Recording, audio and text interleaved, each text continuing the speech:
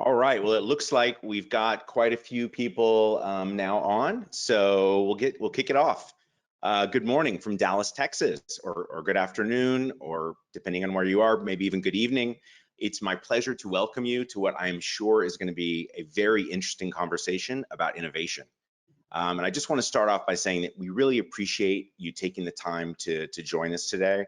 I know some of us are suffering from, I guess, what you'd call webinar fatigue at this point, but I promise you that you'll find this conversation fascinating and even a lot of fun.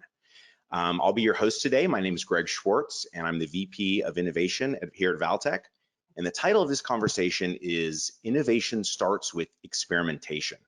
To give you an idea of how this is going to flow, we'll start off talking a little bit about the work we recently did for the MAC Cosmetics Concept Studio in New York City.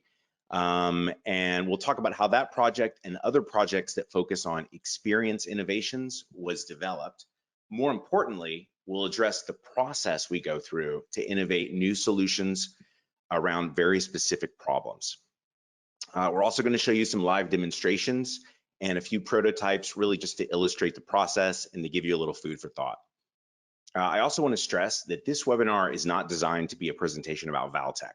We want to have an open conversation about how different industries are changing and how businesses are innovating to address new post-COVID challenges. So with that, we'd really love to hear from you. We're inviting you all to post your questions and comments in the chat, and we'll address them by kind of weaving them in and out throughout the conversation. So to introduce you to the rest of the panel, I'm joined by my colleagues in San Diego, California. It's very early for them right now. But we're really glad they're here. To start with, we've got Jeremy Dimstra. Jeremy is the Senior Vice President of Connected Experiences and a very deep thinker in the world of digital transformation. We also have Lindsay Harris, and Lindsay is the VP of Creative Experience and the creative mind behind the way many brands innovate new ways to engage their customers. We also have Matthew Morey. Matthew is the Senior VP of Technology who drives many of our technology innovations here at Valtech.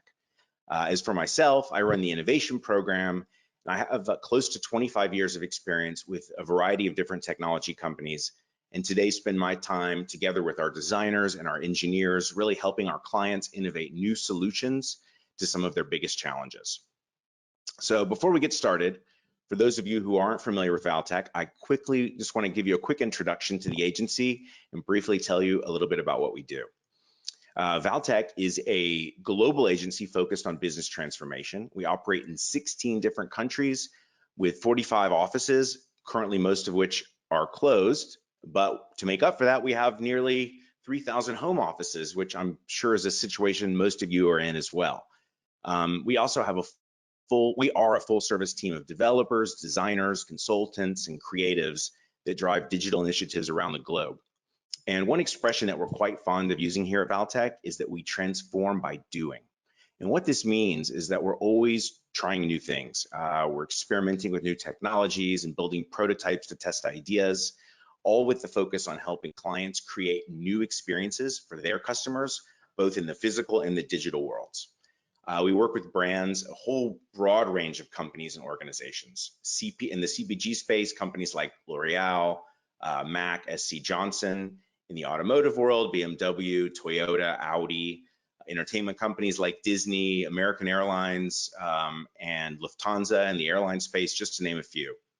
And over the past 7 months, since the onset of COVID, we've held over 30 growth hacking innovation workshops with clients, essentially to address how we should all be preparing for the new normal and how digital will continue to transform their businesses. And we're certainly excited to share some of those insights with you today. So with that, it's my pleasure to turn it over to Jeremy Dimstra, who's going to start us off. So Jeremy, if you're ready. Thank you for the intro, Greg. Thank you everybody for joining us today. Good morning. I am actually going to go off script right to start and talk a little bit about this particular slide. So today's discussion is all about innovation by experimentation, and you in the audience may have heard over and over about a concept called design thinking. Design thinking was kind of pioneered by the folks at an agency called IDEO many, many years ago.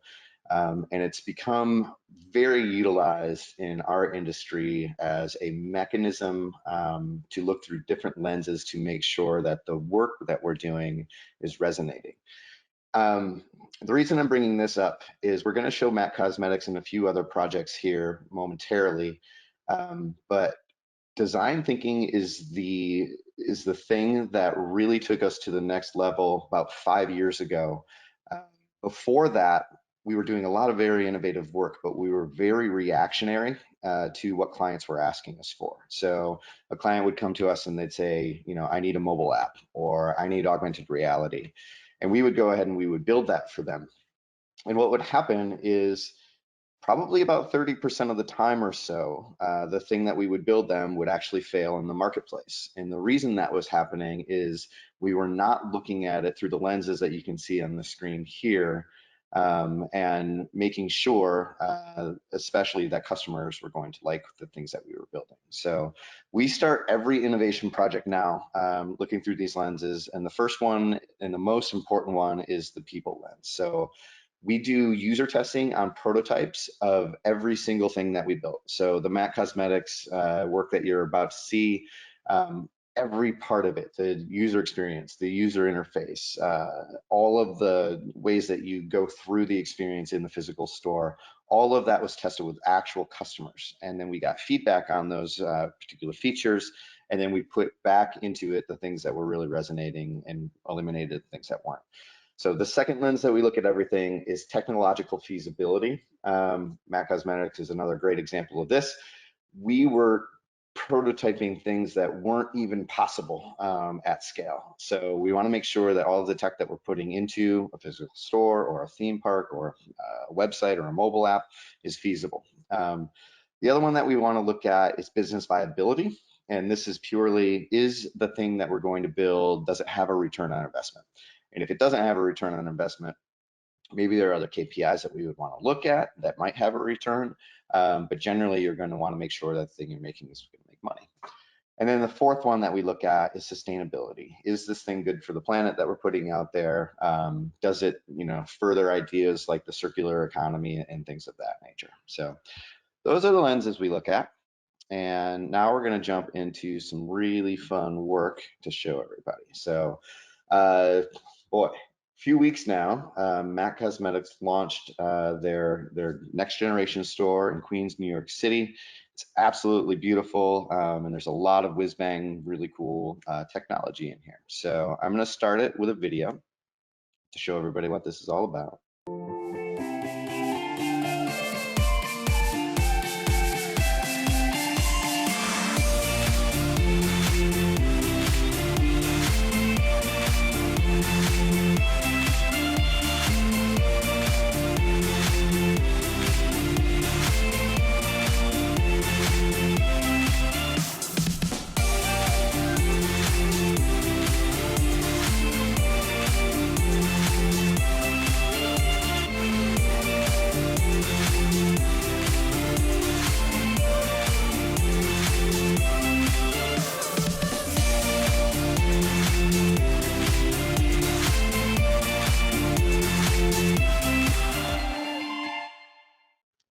So that's the sizzle reel, and then we're going to go a little bit into the process here, but just to explain a little bit more of what you're seeing here. When you walk into the store, there's 3 main stations that have iPads on them, and you can walk up to those iPads and you can use technology, computer vision technology and artificial intelligence to try on eye makeup, to try on lip makeup, to try on foundations for your face. And you can all take all of those things and bring it into an artist studio and kind of combine them in a really cool way. So a little bit more on how we did it. A lot of the work that we do at Valtec has a component of working in the physical space. In particular, a lot of the San Diego group at Valtec works on what we call connected experiences. And those connected experiences are this kind of magical world where digital touches physical. So we do a lot of this in retail. We do a lot of this in theme parks for people like Disney and Universal Studios and whatnot. And one of the most important things is working really hand in hand in a retail space with store designers or architects or people that can actually put the physical space together. So one of the neat things about this project was the initial renderings that you see on the screen here of what the store was going to look like. While we were doing what I was talking about as far as user testing and customer testing, we found out that we needed to change a little bit of the layout to make it flow a little bit better. And this is actually the end product here, which you see. So if anybody's in the New York area, I highly recommend checking this store out. It's super, super cool. So getting more into the innovation part of this and the experimentation part of this, there's a piece of functionality in this particular store where when a customer walks in, we wanted them to be able to do station one. Let's say that station one was lips for this particular person, and be able to take that experience, save their favorite lip looks down to their personal device, their phone, and then move to the next station, which might be eyes. And then when they get to eyes, the system knows which lips that they chose and can give you, the eyes that go perfect with that particular look. So we actually tested a lot of different technologies to figure out what was going to be the tech that followed you from station to station and put things down on your phone. And the one we ended up going with was QR codes. So when you walk up to the station, a QR code, you scan it, all of the data goes to your phone. And this was a really cool technology because it got around a lot of privacy issues. And it also did a really cool thing from a business standpoint where the customer is now saving looks to their phone and they might be purchasing something at home a couple months later without needing to come back to the store, which is a nice benefit. But what you're seeing here is actually a mock-up of the prototypes that we were doing. So you can see it's very low resolution. From an innovation standpoint, we can mock things up in a matter of a few days and get them in front of customers to test. And those little screens that you see were clickable prototypes in a software package called Envision, where people are clicking through and seeing if they can get through the flow and seeing if the QR codes actually worked. And this went through, it was, I think, 25 plus iterations before we really nailed it. So that just shows like when you're prototyping and iterating, it can take a significant amount of iterations to actually find the best solution. I think this project, Jeremy, is a great example of where QR technology has been deemed dead at least once a year for the last decade, and here it is still kicking and doing innovative things. So I always like to point that out, that long live QR codes. And actually, we're seeing QR codes significantly ramp up in usage with our other offices in Valtech in the APAC area. China in particular is using QR codes for everything. It is a really elegant way to get an interface, maybe in a store environment, a large screen, and communicate with your personal device and control that screen. So, and scanning is built in natively now to the camera app on iOS, and there's a million different apps on Android that'll do it for you. Yep, exactly. So another thing that we do during the experimentation and innovation process is, again, a lot of more high fidelity prototypes. So I'm going to show you a video of one here. This is one of our engineers, and she is, writing code, doing iterations, taking video of the tests that she's doing, sending those up to the larger group, and then we're deciding which direction we want to go. So I'll play this video. Hey, I'm Alex. I just wanted to give a quick demo of how we're using QR codes in the Mac app. So basically, we have a few different experiences.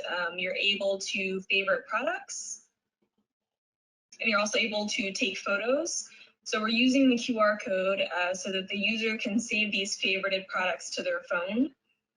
And we're also using the QR code because we have multiple experience stations. So the user can go from exploring lipsticks to going to another iPad to explore eyeshadows, and they'll be able to link all of their experiences and favorite products together. Thanks. So pretty cool. You can see the AI working there, putting the lipstick on Alex. And then we started testing all kinds of crazy things. So, what if we wanted to use voice controls for these tablets? What might that look like? So this is another example of that.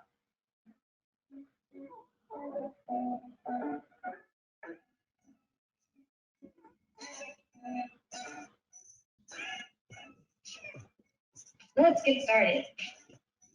Try on look. Scroll. View all shades. Scroll. So you can kind of imagine a situation where in a busy place, maybe during the pandemic, a very public touchscreen situation, maybe you would want to use voice or gesture control or your own device to actually control the screen that you're looking at. So going through all of these iterations and doing the actual testing and experimentation on them is really, really pivotal to make sure that you get a great product at the end of the day. Yeah, and I think an important note on that voice one was we ended up doing that because of the pandemic, and we started exploring the different options around people not necessarily wanting to touch devices anymore when they're in a public space. So that was a really quick demo that we did in order to kind of prove that out. Ultimately, Mac decided to go with styluses to be able to give people that were like clean and disposable. But a really important part of the process is just to be able to adjust and come up with new interactions on the fly when things change. So this is showing the actual final output of the lip station here. And one of the really interesting things that we experimented with this was around how people want to try on potentially like 20 different lip shades, but don't want to sit there and actually go through that process. So the virtual try-on piece of that is really huge to solve that and allows them to explore a lot quicker. But also they can pick up the lipsticks right here that you can see, like it's a little bit small here, but underneath that iPad there's actual station where they can lift one of the lipsticks up and it will automatically appear onto their face with a virtual try-on screen above. If you play that video too, Jeremy, on the left. Start checking out some. So I can see which ones look good on me. Definitely Ruby Woo. I can save this product. I can view details, learn more about it. Or once I'm done with this, I can go to Lookbook and really explore some of the curated looks Mac has put together for lipstick. So try this one, learn more about it. I can favorite it, then I can try on this look and do before and after. Definitely better with lipstick on.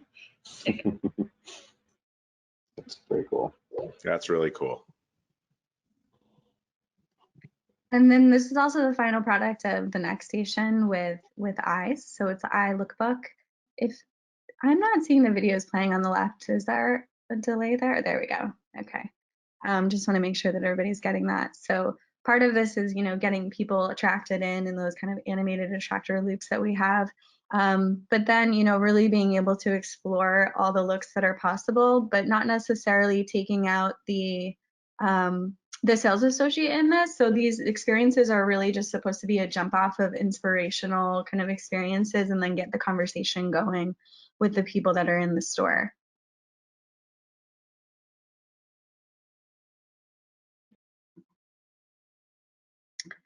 This last one is also a really nice kind of play between the digital and physical together, where they have all of the different eyeshadow palettes that you can choose from down below. And then on the interactive screens, you can actually customize your own. So we created this kind of drag and drop interaction that we tested out to allow people to create those custom palettes, which is also great at the end because this becomes a pretty strong like data source for Mac later and kind of seeing what people are responding to and what people are grouping together. Cool. All right, Matt, I think we're gonna switch over to you to talk about what else Valtech is up to. Sure. All right, so what I'm sharing here is our Valtec.engineering site. And so this is where we put all our dirty prototypes and proof of concepts and experiments that we're testing out. And so in here stuff like augmented reality, virtual reality, voice-enabled interfaces, remote-enabled interfaces, all kinds of things. And so this is kind of our R&D show and tell site. And it's at Valtec.engineering. You're welcome to go there. Most of these prototypes, 90% of them, are usable and testable right now on your own devices at home. So that's what's really cool about this stuff. It's not just a video, they are working. So let me show a few of these. So one of the areas we've been exploring a lot is kind of these touchless interfaces and specifically using gestures to interact with public screens.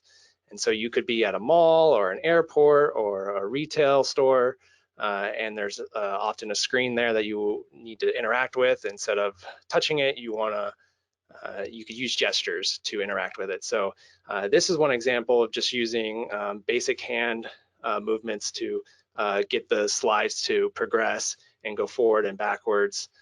And so, you could use any kind of gesture here. If you're a surf brand, you could use like a hang 10 or something like that. So you can get clever with these things. And if you want to get really advanced, you could even do like finger tracing type of things. Right now, we just have basic gestures set up, a thumbs up and then a victory sign or peace sign. Let me show you one more. And so in addition to using hands, you could also use your head or even your eyes.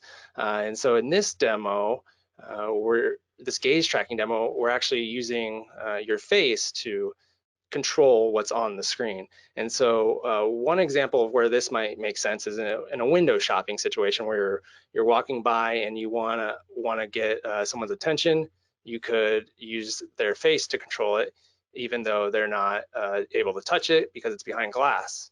And so in this interaction, it's just like a kind of a mini e-commerce window display test. And so right now it's following my head, and hopefully you can see that via the little camera at the top there. But yeah, this one's fun. So Matt, so kind of going back to the subject of this particular webinar, can you talk a little bit about, if you're a brand on this webinar and you want to be really innovative and you want to start using experimentation, what was the impetus for these particular prototypes, and how do you prototype? Like, how do you get into the flow here? Yeah, so a lot of this starts with research. So a lot of brands are trying to figure out what to do with screens. They have made significant financial investments in screens in the past, and maybe they're not feeling the value out of them. And so a lot of our partners came to us with, we have screens, we have real estate. What are some innovative ways we can deal with that at the same time providing experiences to our customers, not just a shopping type of thing. And so that's where it started, with research and basically testing out what ideas, what forms of interactions people would do. And so by the way, here's another hand-based one. And so it starts with research. We test what people are willing to do. A lot of people said that they are willing to use hand gestures to interact with screens. They probably don't want to see themselves like I see myself right now. But if there was some display that said, hey, just swipe your hand in front of it, they're definitely more likely to do it. And so it starts with research. And then after the research, we go into a rapid prototyping phase where these are live prototypes, but they're very quick, less than a week to prototype. We use a lot of open source components to make that possible. And then we test each of these in the market and see what customers like, which ones work. Yeah, and so one example of that is in some experiences, it's not that fun to wave your hand in front of your face or wave your hand in front of a screen, and it doesn't always work as good as you'd want. And so in those cases, we kind of turn to using smartphones potentially as a remote. We talked about QR codes earlier and how valuable they can be. In this example, it's just a fun space one because who doesn't like space? But you could imagine that this is more than just a space example. So right now I'm using my phone to control this. And so, if you were at home right now and you scan this QR code while I have it on screen, you could also control this. But in a retail setting or at a mall and there's a screen or an airport map that you want to interact with, you could scan this and then use your smartphone to control what's on screen. And so this is just one example. It would really mess with Matt if somebody actually did scan this QR code right now and started navigating between planets. So I invite anyone that would like to do that to go ahead and do it right starting to go pretty fast. So that's what's happening right now is a couple of people. I should put a counter up here, but this QR code is generated dynamically on the fly as soon as the page loads locally. Just because we're sharing screen, my unique QR code is being publicly broadcast. So in a regular setting, that wouldn't be the case. But the idea of using a smartphone, something everyone already has, without having to make them install an app, so it's low friction to control an experience, I think is a game changer. Some other cool places that we're exploring and testing. Yeah, go ahead. Yeah, a couple things. I actually saw that there were a couple folks from retail brands, as well as a couple store design companies here. So just to give an idea of what this is really good for, we typically, in a new store design, we're going to put touch screens in, large displays. They may or may not be touch screens. Again, with the pandemic, not wanting to touch these things, using your personal device is a really good way to do that.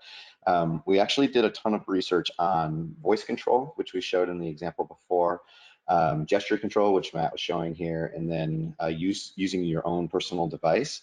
And personal device won out in a landslide. So voice in a public space, people just said they felt weird, like talking to a screen.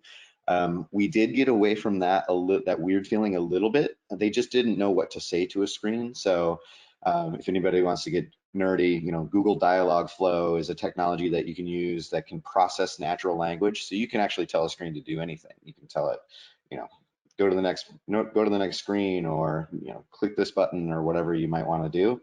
And what we started doing is we started putting UI on the screen that would actually tell people what they could say, and that started clearing it up a little bit. So you can say, go to the next screen, and then people were a little bit more comfortable with it. Gesture control, people said they felt weird just doing gestures in a public space, and then using your own phone actually worked far better than everything else. The cool thing about use your own phone too, especially for the store designers in the room here, there's this age-old problem with what if a dozen people walk up to the same screen at the same time? Who controls that screen? So doing things like QR code where I can control it with my own phone, and then maybe there's a timer on it that says you have control of the screen for 30 seconds or whatever it is, and then the next person gets control over that, or every person that scans that QR code go into a little queue at the top of the screen, and each one of those people can see when you're going to be able to control the screen. So a lot of innovative things like that you can do with experimentation and testing, which is pretty important. Yeah, it's very cool. Yes. Hey. So you mentioned sorry, voice there, Jeremy. So this is an example of a test we did for voice. So this is a fake airport setting, and in all airports now you'll see like a digital screen with a map on it that is a touch interface. So we went ahead and tried to build an interface in a test that is using voice. So this is behind the scenes using Google Dialogflow, and this is Dan, one of the engineers on the team, and he is using his voice to kind of look for points of interest on this map.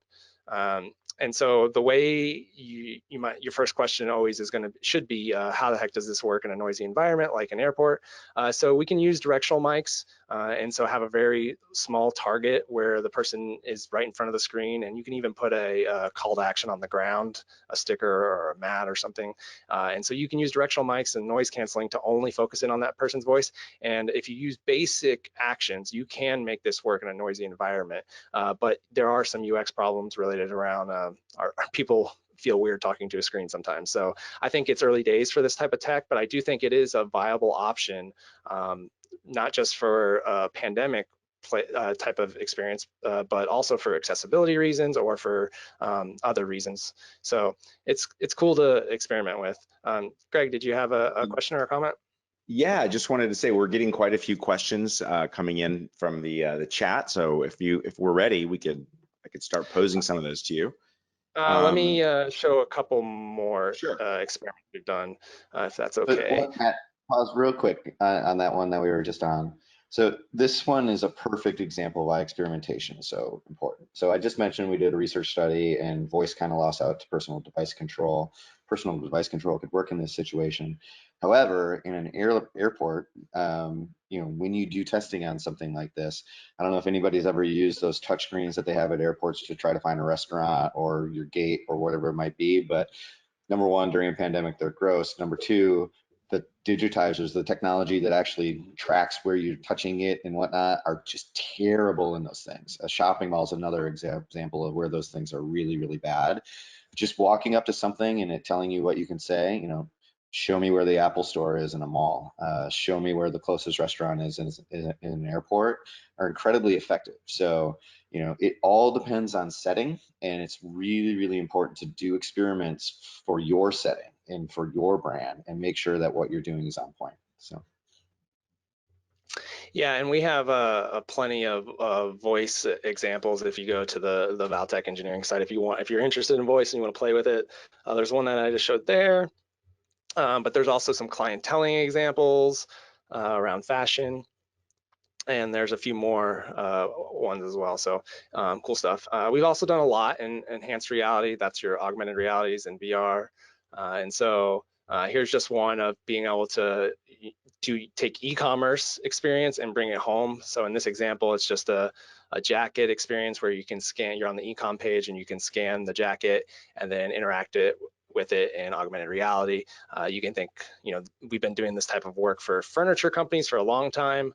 Maybe the most popular in the industry that started doing this early on was maybe IKEA, but a lot of brands are doing this now. And so in this experiment, we were trying to take that same effect and use it in other industries. And so in this one, it's kind of a jacket clothing type of experience. We've also done a lot in the beauty tech space.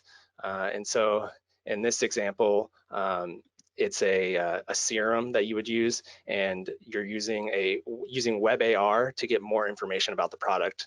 You could do this while you're in the store shopping, but you could also do it at home. So at home, you could scan the product and see what ingredients are. Are they good? Are they bad? Are they good for the environment? Are they bad for you?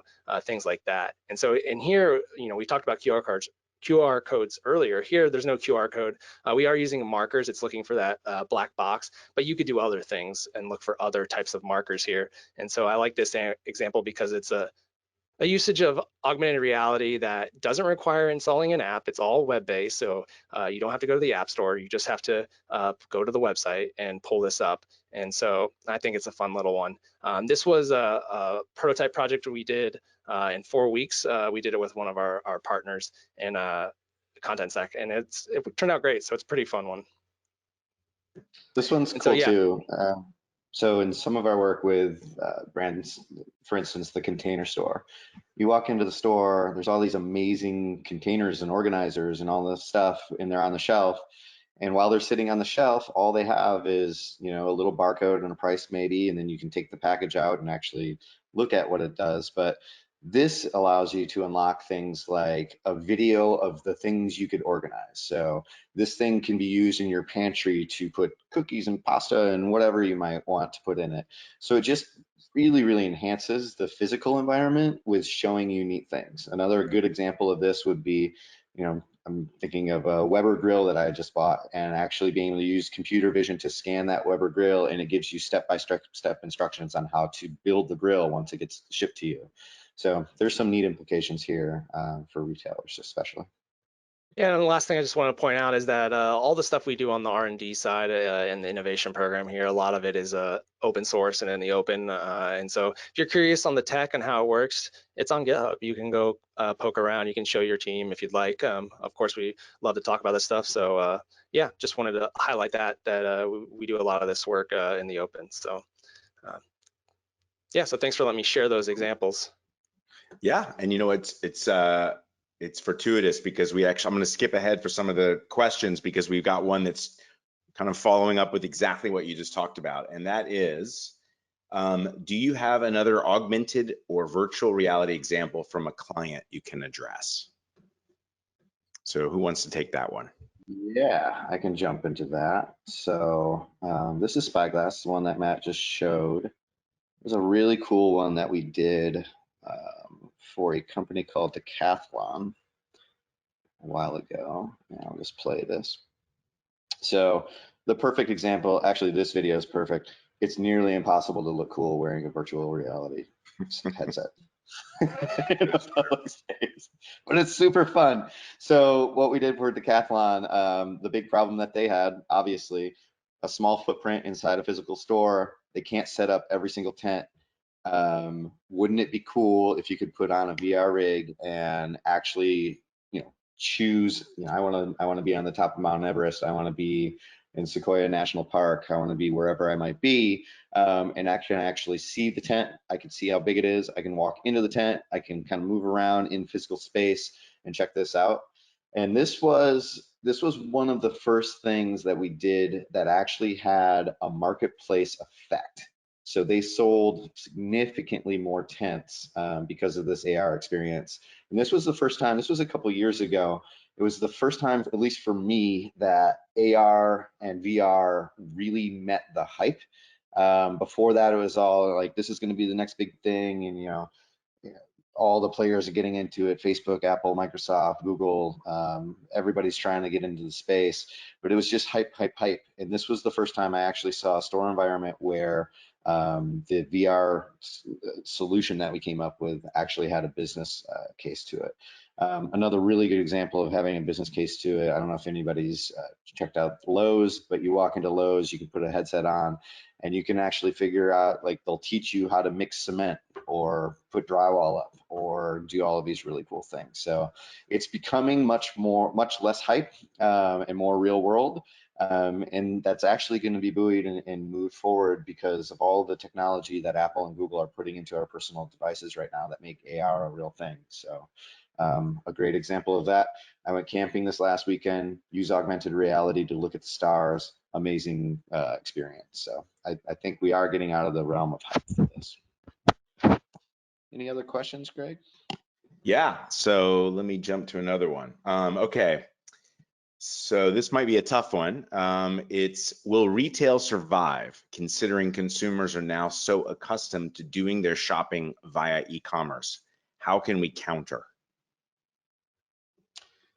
Who wants to tackle that? I'll start with that one. Okay. I've heard the hype and the death knells of retail for years now. It's not going to happen.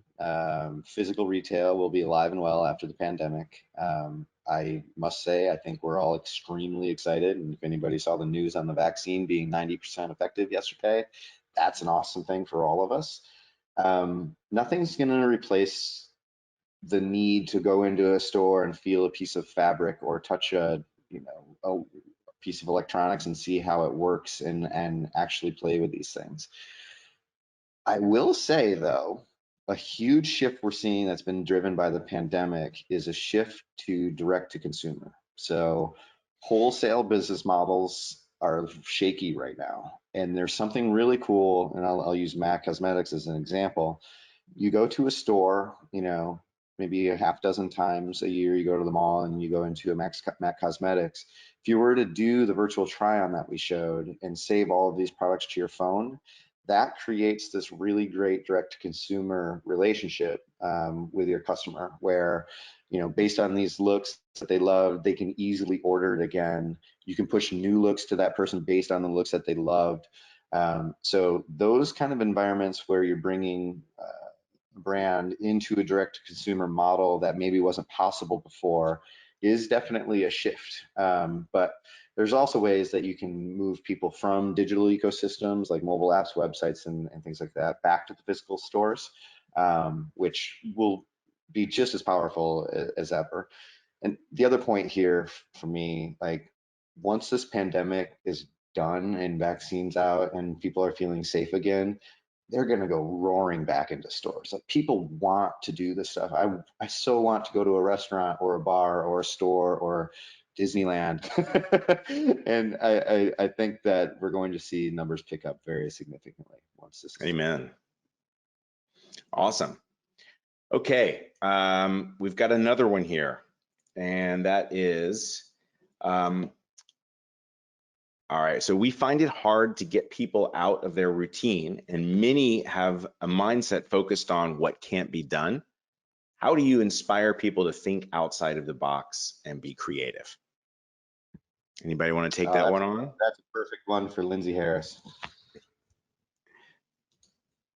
Yeah, and I think that a lot of the work that we showed already speaks to that. I think that the more that you can demo these things for people and then get them in front of the actual target audience to see how excited people get about these new things and not necessarily, I think there's a lot of testing that's done or a more focus group style that you're outlining what could happen and people are trying to imagine those things for themselves, and there's kind of a disconnect of when they actually go to do these things or engage in these experiences.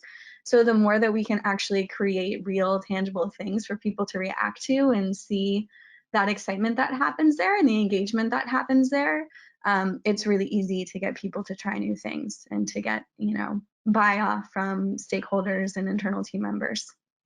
I would add to that, the more you can talk about your failures and highlight them and talk about them openly and be good with that, the more you can create a culture of it's okay to try new things and it's okay if they fail sometimes, because sometimes the marketing value of your failures are just as, equally as important as the successes. Absolutely. I also have a thought on this one. It's not uncommon for companies that are facing the same challenges for years, sometimes on end, to kind of get stuck in the what is possible, what's not possible. And what I've seen really effective is there's several different exercises you can do.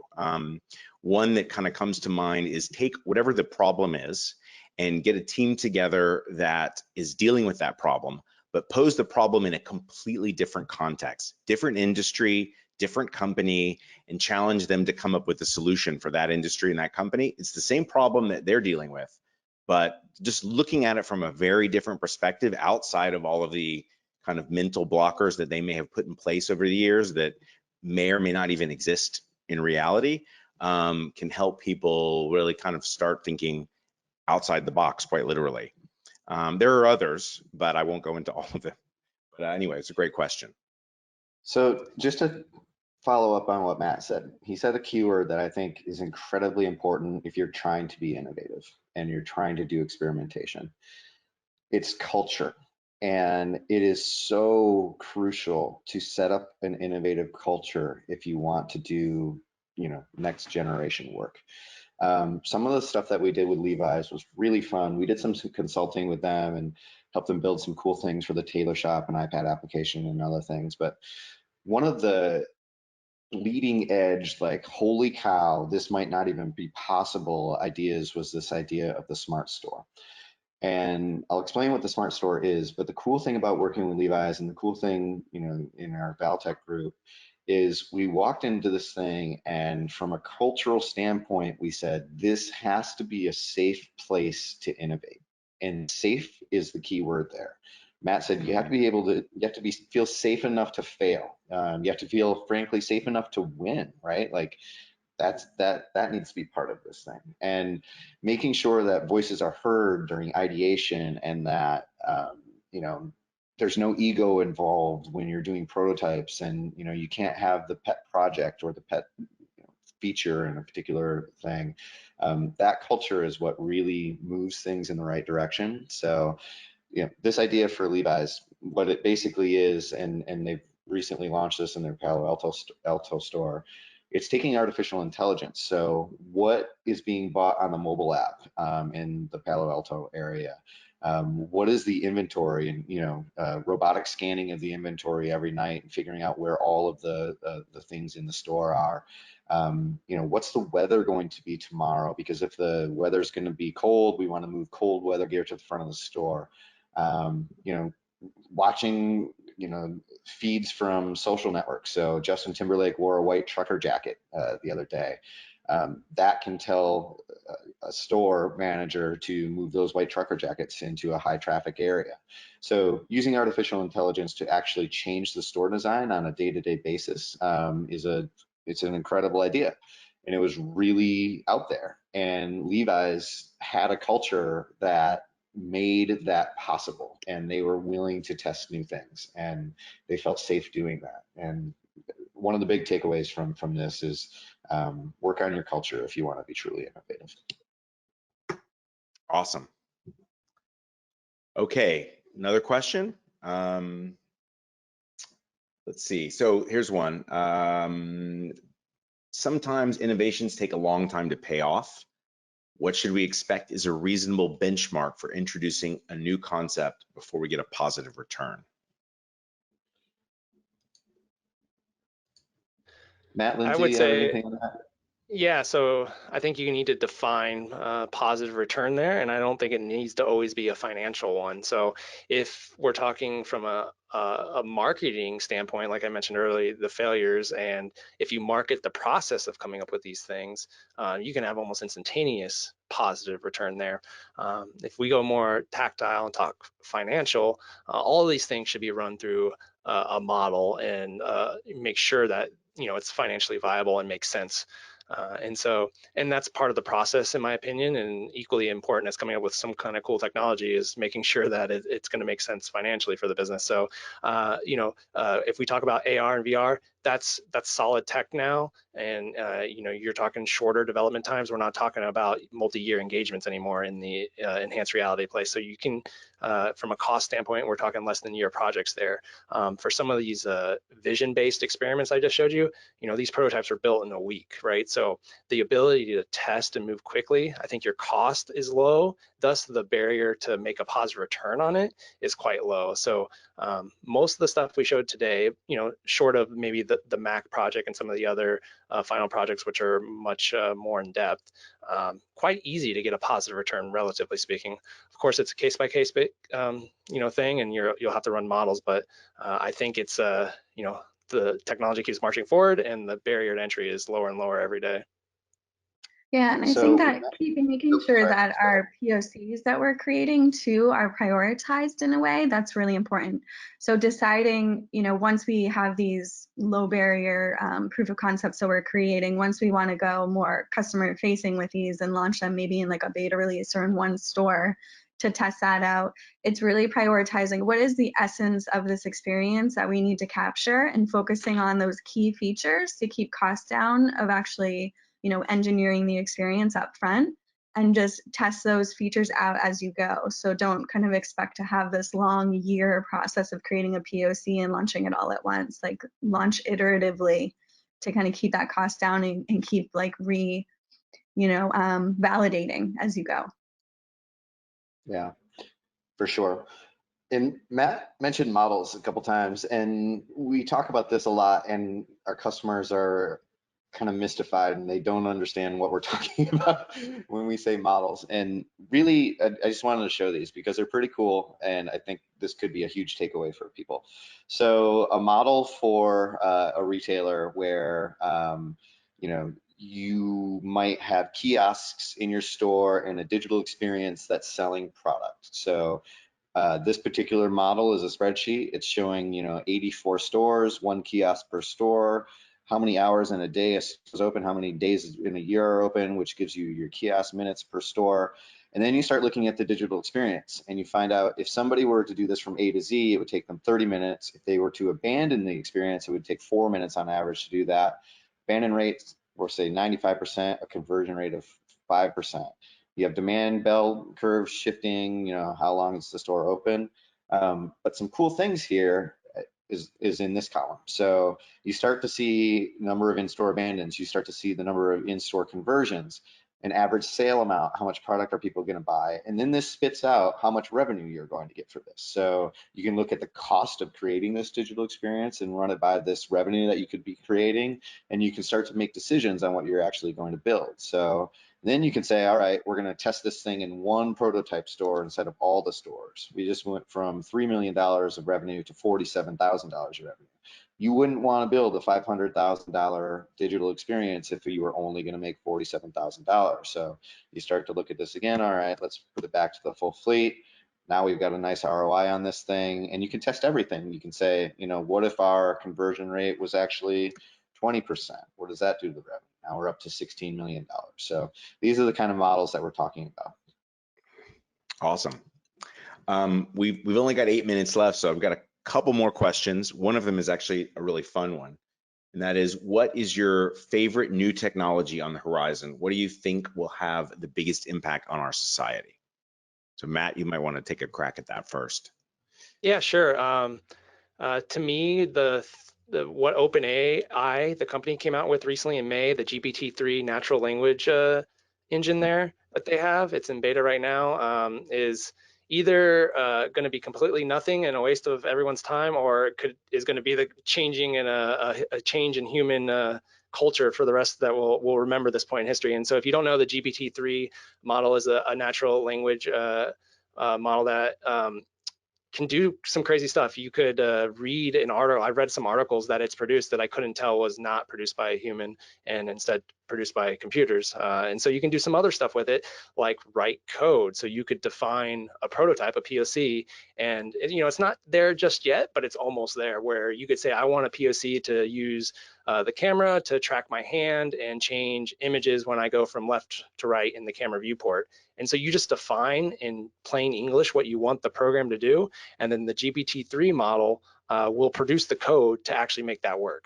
And so you can do this in both programming, but you could also do this in design. So you can mock up quick prototypes that are just the UI layer. You could say, I want a header, it needs to be mobile size. I want a body of content that's text-based, and then I want a call to action button at the end, and it'll produce a design there. And you can have this kind of conversation with it. No, I want the color scheme to be more dark or light, and it'll change on the fly. So if you haven't researched the GPT-3 model, it's definitely worth watching a few YouTube videos or playing with the beta apps they have on the site. You know, I think this is I don't know what it means just yet, so I'll caution my prediction there with that. It could be nothing, but I think it could be a whole lot of something. Awesome. Anybody else want to take that one on? Favorite technology? I 100% agree with Matt. Like, artificial intelligence touches every single thing that we do at Valtech. So from the tools we use, Photoshop's driven in large part by a lot of AI now, to the experience that we're creating. I just mentioned Levi's, that's all artificial intelligence making those recommendations. That's powerful stuff. One thing I might add to that is computer vision.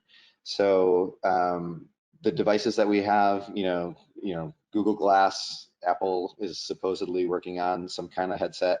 Eventually, you know, contact lenses can actually have enhanced augmented and mixed reality, showing you interesting things using computer vision. So you can imagine the coolest thing, I think, you're walking around your neighborhood and everyone you've ever met, it tells you what their name is, so you don't forget their names.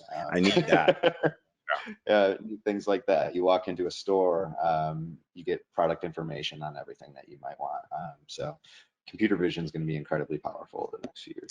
Yeah, I agree. Computer vision has really come a long way in the last 18 months, 24 months. And and not only for all the things that you talked about, but for the data that it can collect, you know, knowing if people are happy or sad, you know, what they're wearing, what types of brands they're wearing. You know, even the idea of recognizing people who opt into a system that when they come into your store, you know that they're there, is really fascinating. So I think that that's going to change things a lot, you know, in the next 36 or so months. There's actually research out there. The one thing that you just mentioned, you know, I'm walking around and I use my phone to take a photo of somebody because I think their outfit's really great. And then whatever brands that I love, you know, it shows me something similar to that. And research is showing a pretty significant uptick in sales revenue from applications just like that. Yeah. Okay, how about one more question? Let me just scroll through here and pick out a good one. And by the way, if we don't get to your question, I apologize. We've got a few more here, but what we'll do is we'll send you an email after the webinar, maybe by tomorrow, with an answer to your question. So my apologies if we don't get it. The last one I'll choose is, what are the big changes consumers should expect in the post-COVID world? It's kind of a good closing thought to leave everybody with. The big changes consumers should expect once we're done with this COVID stuff. Jeremy mentioned it a bit already, but that direct to consumer play, you know, there's a lot more experiences that are going to be happening in context of people's lives and like where they're shopping at home or, you know, out in different spaces that aren't going to look the same. And it's kind of like, you know, replicating that store experience or replicating that interaction that you might have with a store associate, but at home. And I think that there's a lot more openness to those kinds of experiences now too, because of the COVID world and not necessarily wanting to go into those physical spaces as much. So I think just an expectation that those are just going to keep on getting to be richer experiences that are offered online. Yeah, I definitely see the pandemic as an accelerator. I don't think it's introducing maybe new things, but I think it's accelerating trends that were slowly happening. So for example, e-commerce is up, direct to consumer, as Lindsay just mentioned, is up. You're seeing all these new prototypes around vision, they're up. So I think it's an accelerator of some of the trends that we're just barely getting off the ground, and it's just accelerating all that. Yeah. My answer's a little softer than those, which are awesome. But office parties are going to be just off the hook, like daily office parties. Yes, they will. I can't wait. I can't wait. Oh, it'll be something really special when we finally all get together again. I know we're all excited about that. Well, we're right about at time, so why don't we close it here? But I just want to thank you all again for being here, and thank everybody, Jeremy, Matt, and Lindsay for getting up so early on a California morning for this. If we didn't get to your question, or if you have questions after the session, we'll follow up with an email, send you our personal emails, our work emails for that matter, and feel free to email any of us on the panel with other questions you have. Look, I thought it was a lot of fun. I hope you guys got a lot out of this, and we just really appreciate you being here. Thank you, and all the best. And we'll be doing more of these in the not too distant future, so stay tuned for invitations. Awesome. Thanks, Greg. Thanks, everyone. Yeah, thanks Greg. everybody.